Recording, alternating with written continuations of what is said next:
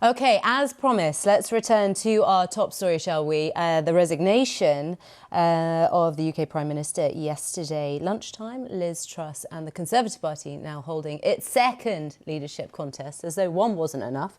We've got another, the second in just 4 months. We've got our news reporter Tom with us to talk through the papers and how all of this PM Panto is being described, and you've picked out a few here. Let's start with the Daily Mail. And within hours, we heard there was a plane coming back from the Caribbean with someone that is we're all that is very right. Someone we're familiar with, exactly. Somebody everyone will probably recognise. So the Daily Mail, their headline is Boris v Rishi, fight for soul of the Tories. And this is only speculation, but they are suggesting that it's likely to be a two-way battle between the former Prime Minister and the former Chancellor, Rishi Sunak. And they are, within the body of this article, suggesting there will be an extra amount of drama, because you'll remember Rishi Sunak, it was his resignation that many people think was responsible for the eventual downfall of Boris Johnson's premiership. So if they do end up going head-to-head, there's going to be a little bit of extra spice to the battle.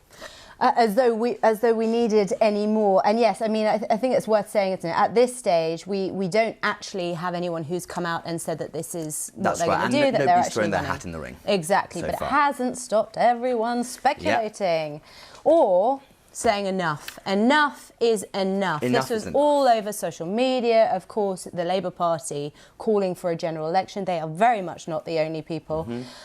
What's the Mirror saying? So very, very clear message from the Mirror in enormous lettering, general election, and they say the biggest lettering for right now.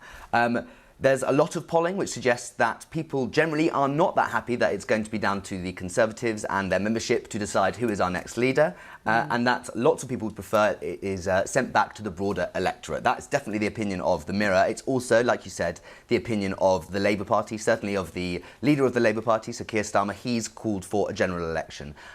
It's important to say it's very unlikely that the Tories will call an election, because a new Prime Minister is not under any obligation to do so, and at the moment it's fair to say the Tories are at a particularly low ebb. So it would be a good time for the Labour Party to have an election, but a very, very bad one for the Conservative Party. But are they going to be able to avoid one? Do they have a candidate which they can coalesce around that will be able to command a majority? That's right. So everyone is looking to see if there is a unity candidate, a candidate that everyone is happy with and who will be able to kind of command respect in the Commons and be able to get things passed. And at the moment, it's not looking particularly likely. So, but even so, if we're still a few weeks away from that eventuality, whoever comes into power will try to shore up support from the members of their party, and it remains to be seen whether a general election will be called. It seems unlikely at this point, I have to say. But it doesn't stop the Telegraph saying a Tory recovery is just possible. That's right. That's at the very top. That's at the very top. But I should caveat that. I think they only say that on the basis that they're defining Liz Truss's premiership as so bad that it can only get better from here. Well, I mean, we keep thinking that, don't we? We do keep thinking that. And then we get a new fresh hell. And then we get an exciting surprise that something can, in fact, get even, I hesitate to say worse, but even more complicated. But the headline for the Daily Telegraph is Boris Johnson tells Tories, I can save party from election wipeout. And we were chatting about this. It's a little bit misleading because we haven't got a direct quote of Boris Johnson telling the Tories that he can save the party from the election. In the body of the article, it goes on to quote an ally of Boris Johnson who suggests it would be a very good idea to get behind the man because he is a proven winner. Although that's the point that some people are making, that he's a proven winner, that lots of MPs are grateful to him for helping them win back in 2019, helping them win their seats.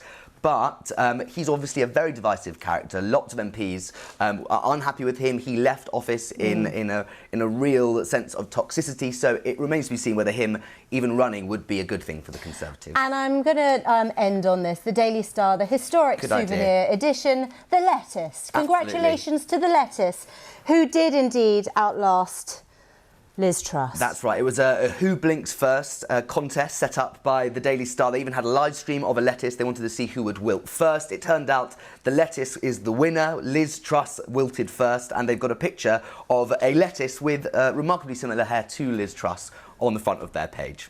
There we go. Thank you so much, Tom. It's great to take us through those papers. We've got plenty more reaction from the business world in just a moment. I'll see you very soon. Bye-bye.